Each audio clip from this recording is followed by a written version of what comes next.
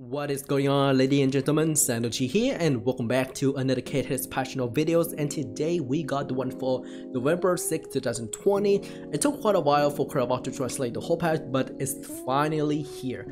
First thing first, I do want to shout out and thank you for Crevox for translating the patch note for the whole community to keep us updated with the KTEST as well as KTEST information and updates.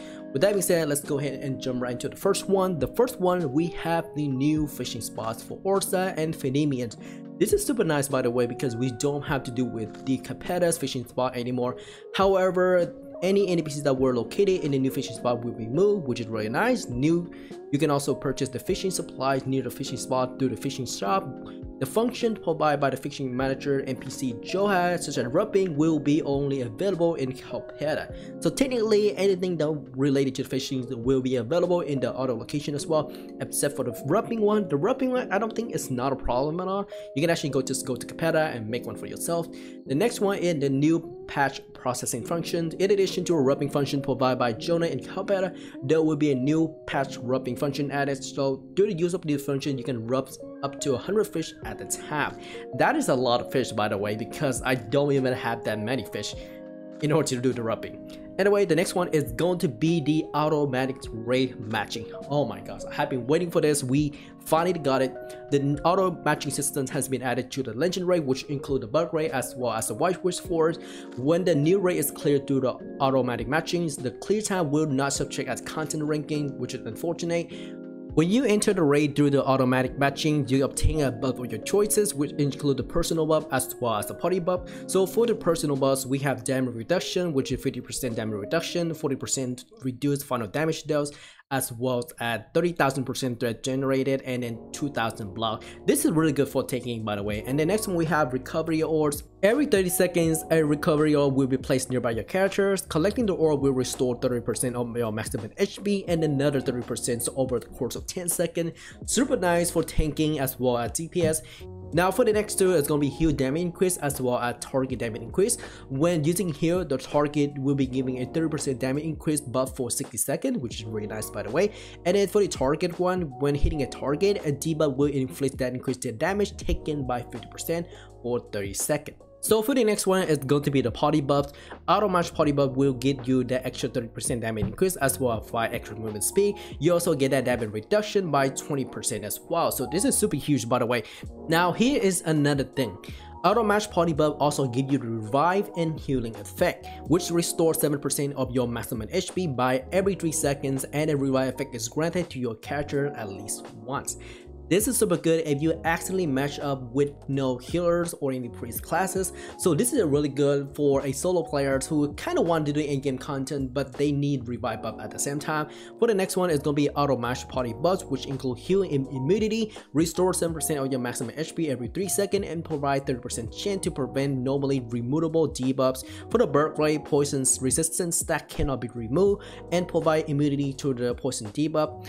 Now for the White Witch Forest, it provides immunity to the Witch Chill debuff. Now for the player who doesn't know what is this chill debuff, so technically whenever White Witch hit you, you get a chill debuff which reduces your movement speed and other various stats which include your physical and magic defense.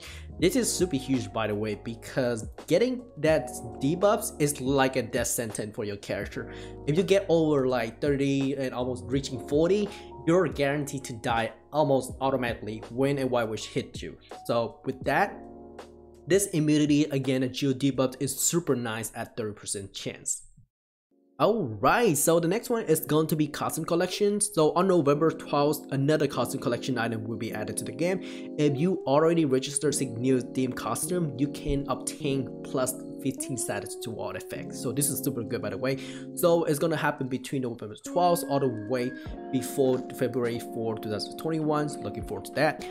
New master card will be added to the game, which include the Potter Master as well as Psychomancer. So technically this is going to be the extra new 30% damage boost for a very specific skill, which include increased damage against enemy under luminosities for the partners, and then the other one is the frozen and shield effects for the Psychomancer Master. Another note for the luminosities, the new debuff that is applied temporarily to enemy when they are struck with holy skill while the ground must card is equipped. So on the Crevox note, he said that the debuff has no other effect other than it can be used for damage increase from this card, so technically from the partner card. So looking forward to that. If you're a partner, you might want to consider using this card.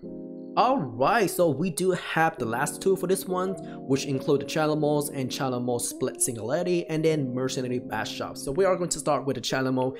Jane has been made to stop summoning a monster if any party member is either dead or if they are outside of the channel modes area or division singularity. However, the time limit will continue to pass. Even if a party member is disconnected or had the client closed, the monster summon will stop in channel modes and division singularity. However, the time limit will continue to pass. For the next one is going to be the item. Division Singularity multiple token recipe has been removed from the shade shops in the Chat Jungle role. That's right, Chat Jungle is actually the official name now, I don't know why. Lastly, all the Division Singularity multiple token recipes items will be removed in these November 12th update and will be refunded in silver equivalent to the amount purchased from the shop. Lastly, for the Mercenary bash shops, some of the Mercenary bash shop items has been changed, which include the channel mode entry voucher. It's changed to 40 exchangeable per week, so technically you can buy 40 of them in a single day and it resets weekly. And we also have Division Singularity entry voucher as well. It's changed to 10 exchangeable per week. However, the channel mode entry voucher items will be changed to channel mode entry voucher one day. That means you cannot save this voucher for next week, for the future. You have to use it right away before they expire, which is really bad in my opinion, because not many players have the time in order to do challenge modes, especially when they are at work, by the way. I just want to let you guys know that. And I'm not entirely sure it's going to affect the Division Singularity as well, so we just have to figure it out in the future update.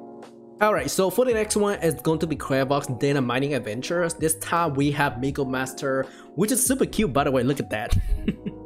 We have the new fish item, we have the new item box. I don't know what are these for. And then we have the two hairstyles. The left one is for Michael Jackson and the right one is for the Disney movie called Bray. It look alike, to be honest, because if you're a female character, you definitely want to get this one. And if you're a male, I don't know if it's for female or male for the left one, to be honest, but it definitely look like Michael Jackson. And then we have the Demon Lore all boxes. This is definitely containing the new costume, no doubt about that. Lastly, we have DirectX 11 and 64-bit update progress information. Finally, it's been so long, the wait is finally over. Everybody have been asking IMC for the past few weeks what happened to the 64-bit update, and it's finally here. Thank you, Lord. Alright, so let's go ahead and jump right into it. Hello, this is 307 development team. The long-awaited 64-bit application and DirectX 11 compatible version of the client are both almost ready to be released. We would like to inform you of our progress. During the internal testing, we were able to stabilize the memory usage of the game client by using all available system memory after migrating to 64-bit. In order to make better use of the multiple CPU cores supporting for DirectX 11 has been implemented, and the performance of the game client has been greatly improved. You guys hear that? Greatly improved. In addition, we have already begun using 64-bit version of the game server with the update applies on October 29 to the Korean live server. What? Are you telling me that KTEST has this already? Is that why nobody has been crashing for the past week? Or anybody have been talking about it? Oh my goodness. Okay, let's ignore that. Let's go ahead and keep going. After the update, there have been 0 crashes of channel ones in major towns for the past week, showing a much higher level of stability compared to before. This is good. That means all the shops don't have to worry about channel 1 crashing anymore. That means we don't have to migrate to channel 2, channel 3, channel 4, channel 5, and so on. Oh man, this is good. I'm so hyped about it. Oh my goodness. Currently, 307 is using the 32-bit clients and DirectX 9. The newly developed 64-bit and DirectX 11 version of the client may cause compatible issues on current 307 game system. This is true. This may happen. They will implement first onto the test server to undergo some testing periods. Nice. The newly developed clients will temporarily support both 64 and 32-bit operating system and DirectX 11 and DirectX 9 graphic card, and they will be fully converted to 64-bit and DirectX 11 once stability is secure.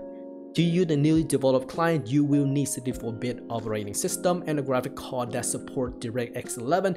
Therefore, the PC requirement of the game will be adjusted, detailed performance-related data and updated PC requirement will be provided later. It will take some time to ensure complete stabilizations of the client because the code base has been changed significantly in order to implement 64-bit and upgrade to DirectX 11. We would appreciate if you report any issue you have. Thank God. Okay. There's so much information on this one, but I do want to break down. 64-bit update has been around for a very long time, and well, not very long time. The information, the news, and everything else, all the news about 64-bit update have been around for a very long time, but we never get an actual answer from the development team, and it's finally here. I'm very excited and I'm looking forward to it because we might be able to see the 64-bit updates as soon as 2021. Anyway, the rest of the post will be about how to check your OS bits of your computers, especially 42 and 64-bit, and then how to check if your graphic card support DX11s. And I also include the link to the patch note as well as Crevox Datamining adventure along with the 64-bit update informations in the video description below if you want to check those out by yourselves. This is Satoshi once again, and I will see you all in the next video. Peace out.